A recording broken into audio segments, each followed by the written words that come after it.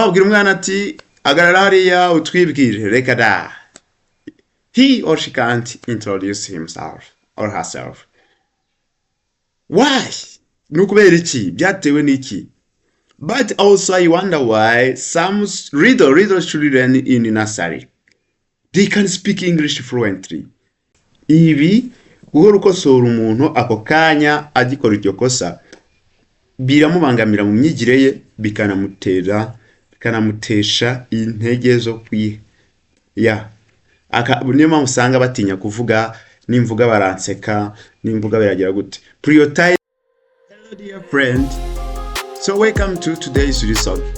I have wondered why some of our students fail to speak, to write, to listen, and to understand English language. I always wonder why the student can spend 10 years and above learning English but never speak it, and they can't even introduce themselves. Why? Here I've come up with 10 mistakes that English teachers make when teaching English as second language. Dear teachers, if you teach English, I encourage you to watch this video until the end. You will be able to identify 10 mistakes that you have made that are hindering our students not to speak English. Yes, are you ready for the lesson of today? I am your teacher Eric, and this is Language Booster TV. Please subscribe, like, share, and comment this video so that we can learn together. Alright. Niba uri umunyeshuri, niba uri umurezi, ngo ikaze mu isomo ry'uno munsi.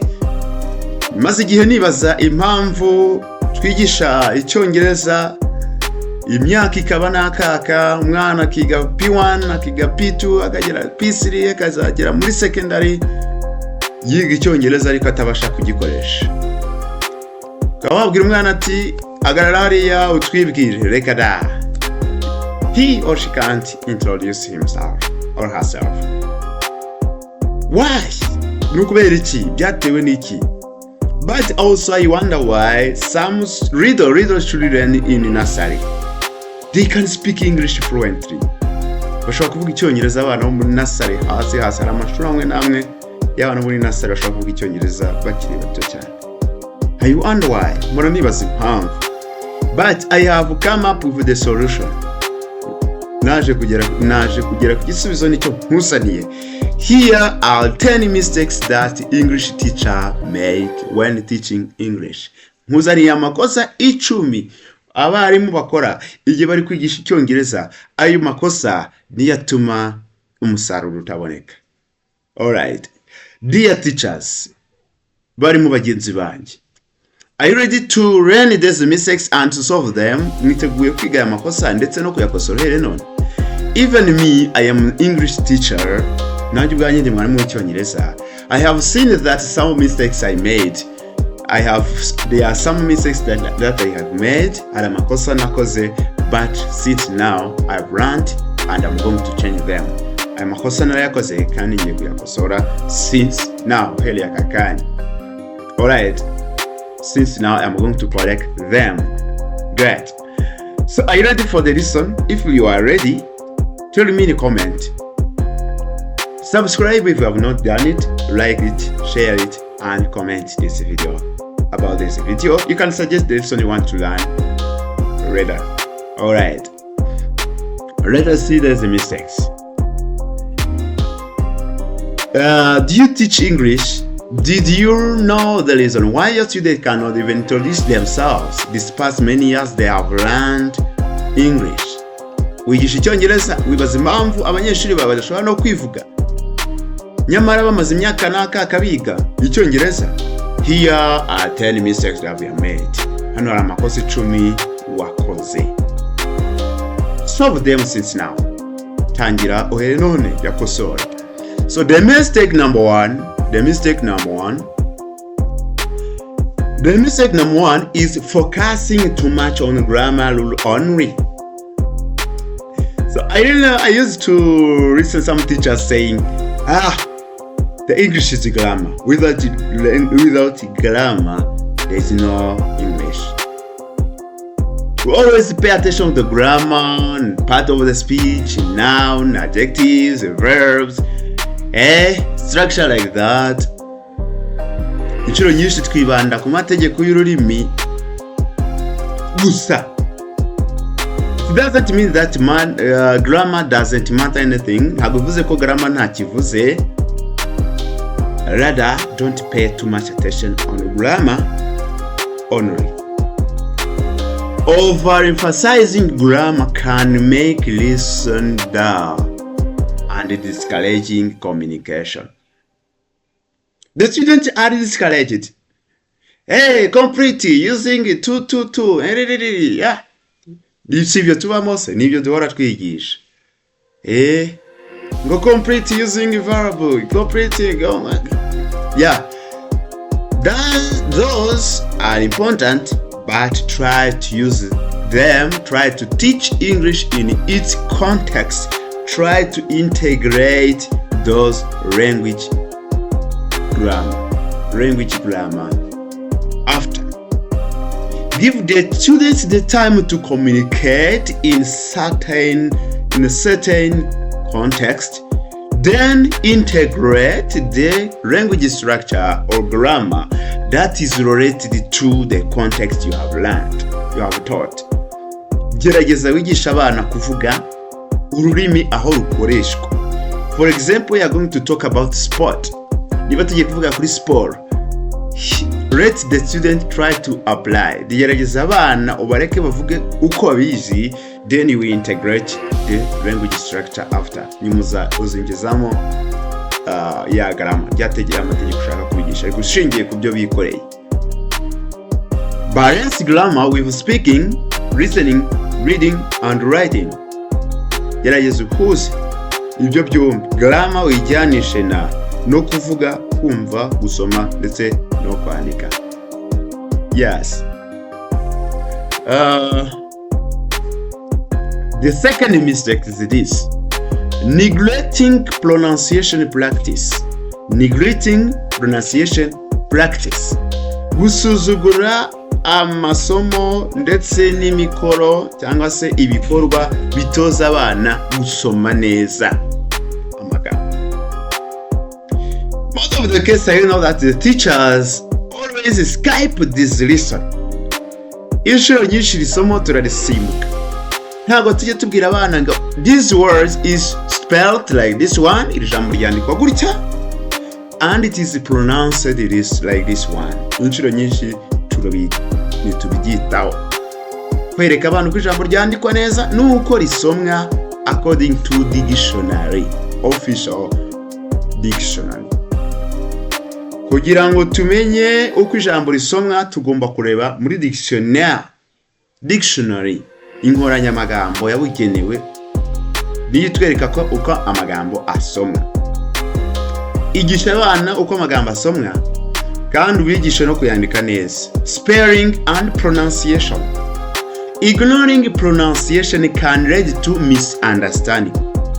Did you know that when you pronounce words, the message can be spoiled? Usomye ijambo nawe ubutumwa bushobora kuhazimirira. Include regular pronunciation exercises to build student confidence and clarity. Gerageza utanga imyitozo ihoraho yo gusoma amagambo. Ibyo bizubaka icyizere mu banyeshuri bawe kandi bajye bavuga ibintu biri clear byumvikana.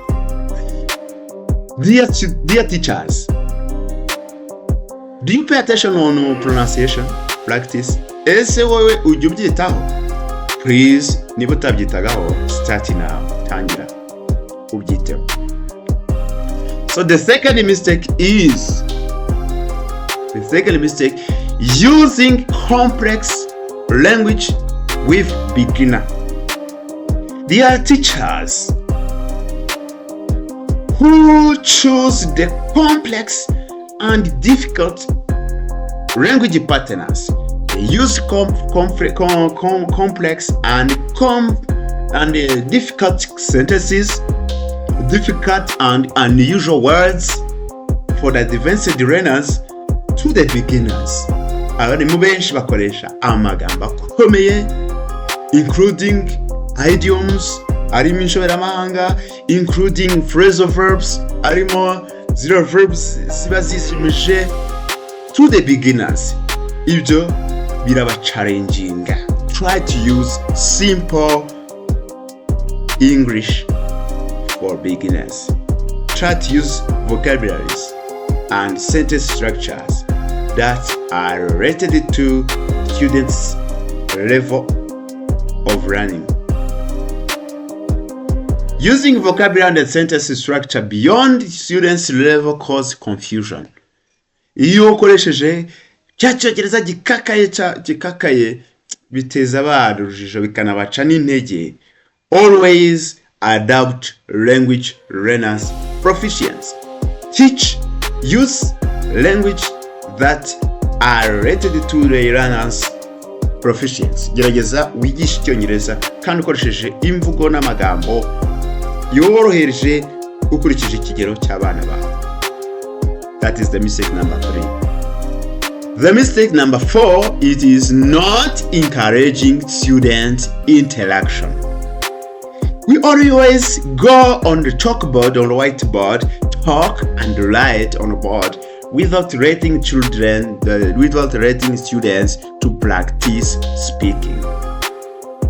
Deliver the topic. Give the learners the time to present, to discuss, and to communicate, interaction between them. Let them interact. Through interaction, they will build English. Reka abana babone umwanya wo kuvuga. Through dialogues, mu biganiro. Through debates, mu biganiro mpaka. Through presentation in front of others. Mu biganiro gerageza bareke bagaragaza ibyo bakoze imbere y'abandi. They will learn English through that. Aho niho bazigira icyongereza. Use pair or group work to boost student communication. Koresha pair babiri cyangwa se group work cyangwa se ibyo bakorera mu matsinda so to boost student communication kugira ngo utume abana babasha gukomunika.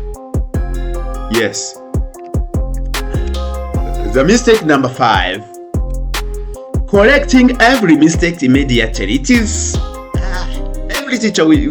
Many teachers, let me not say every. Many teachers do this mistake.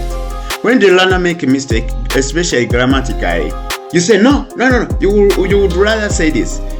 Bitumubwira ati iyo umwana akoze ikosa cyane by'amategeko abataranasobanukirwa bitumubwira no. Wagombye kubivuga gutyo. This one is not good. Overcorrecting interrupts fluency and discourage risk taking. Ibi uhora ukosora umuntu ako kanya agikora iryo kosa biramubangamira mu myigire ye bikanamutesha intege zo niyo mpamvu usanga batinya kuvuga, nimvuga baranseka, nimvuga biragira gute. Prioritize correction based on the context and focus on major errors. Gerageza ugene igihe ureba amakosa ugomba kwitaho cyane. Ntugakosora amakosa rero yose igihe umwana yakoze. Sibyo? Ibyo nabyo bizadufasha kurushaho kunoza imyigishirize y'ururimi rw'icyongereza. Alright. So another the mistake number 6 is relying solely on textbooks.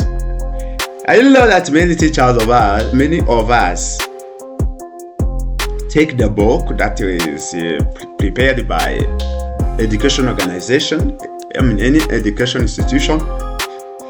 We take the book and go in the class. No, don't pay attention on textbooks rigidly. This can lead to monotonous and disconnected from real life. Try to link the lesson to the real life. Inshuro nyinshi nujya mu ishuri uzajyana ibitabo baguteguriye, ugasomesha text babateguriye, bagire gute inshuro nyinshi baziba zivuga n'ibintu biri abroad cyangwa se biri kure y'aho umwana atuye. Try to put English in the real context of the students. incorporate authentic materials and evaluate activities. Sibyo. For example, we are going to talk about past. You will rely on the sentences that the author of the book have written. Niba tugiye kwiga past simple tense, ni necessary ko ujya kwibanda cyane ku nteruro n'ingero mwarimu wateguye igitabo yabahaye. No. Try to incorporate authentic materials. Ask the student to talk about their past.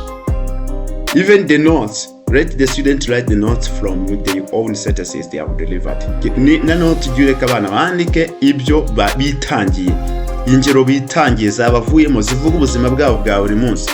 For example, ask the student, what did you do yesterday? The student will deliver the sentence about what they have done or what they did yesterday. So write this and ikizongizo. Sibyo. The mistake number 7 is ignoring cultural context. Ignoring cultural context. Ignoring cultural context. Teaching language without cultural reference can confuse the students. Please integrate cultural knowledge to enhance understanding and encouragement. Try to put English in the cultural context. Gerageza uhuze icyongereza n'umuco w'abana barimo. Niba habaye event, if there is an event, niba habaye event, gerageza uyihuze ubigisha vocabulary related n'iyo event yabaye. So the mistake number 7 is that. Number 8, failing to set clear learning objectives. Whatever the case, we go in the class without learning objectives. But before you go to teach, set the goals that the learner have to achieve after the lesson. Niba tugiye kwiga isomo, gerageza ugaragaze intego y'iryo somo. Ese rirasoza dusabwe abanyeshuri basabwe iki? Lesson may lack the direction when there is no clear goal. Isomo rishobora kubura icyerekezo, umwana akiga ibintu abona atazi iyo byerekeza igihe nta cyerekezo gifatika watanze. Define specific achievable objective for each class. Gerageza utange intego nyamukuru ifatika kandi ishobora kugerwaho kuri buri shuri ugiye kwigisha. Alright. The mistake number 9, not providing enough feedback. When you do not provide constructive feedback, students can be discouraged. For example, when the student make good achievement, niba umunyeshuri ikintu cyiza koze ari cyagezeho, please motivate her or him by constructive words like wonderful, excellent, amazing, great job, correct n'ibindi. Gerageza umubwire mu magambo amwubaka amusana. Yutanze feedback itari yo no you would rather say this, wagombye kuvuga gutya, no please change, you do that. Tugereza munsi muzakimenya ubundi gute bigenze gute imyaka mumaze mwiga. See the years you have spent learning English, you can't even know the verb to be. No, don't discourage your student. Give them enough and constructive feedback to improve. Offer clear, positive and actionable comments regularly. So the last mistake is to overload the students with too much new information at once. Please try to chunk the lesson into pieces. Try presenting too much new concept in one lesson can overwhelm learners. Chunk content into manageable parts and review frequently. Kuvuzana ibintu byinshi ukabitura ku mwana ukamwigisha ibintu byinshi mu munsi umwe ntabwo ari byiza, biramuremerera, akabihaga, bikamuvuna, akabura uko bifata. Mwigishe gato agafate kandi agakoresha, ujye ukurikirana ko kafatitse. Yes, dear teachers, aya niyo makosa dukunze gukora igihe turi kwigisha icyongereza. Aya makosa uhereye ku rya mbere kugeza ku rya nyuma n'uyakosora ukita ku nama natanze haruguru hasi, nta gushidikanya abana bacu bazagira iterambere mu mivugirwe y'ururimi rw'icyongereza. Please try to correct these mistakes. Our students will try to attain English speaking, listening, writing and reading fluency. They will be proficient in English. So Thank you very much for watching this video. Urakoze cyane ko warebye ino video. I hope you are going to change everything. Ndatekereza ko ugiye guhindura buri kimwe cyose mu byo twabonye. I hope we are going to make our students proficient in English. Ndatekereza ko ugiye kugira abana bacu intyoza mu Cyongereza. So thank you very much. See you again. I love you so much. Write in the comment about these mistakes. Andika muri comment uri ano makosa niriye wakoraga, niri utakoraga, ese niriye twakongeramo mu makosa dukora. Twandikire muri comment niba ubonye ino video. Write in the comment any mistakes that you have done that is not included in the list. You can also tell me the mistake that you have made and the one we are going to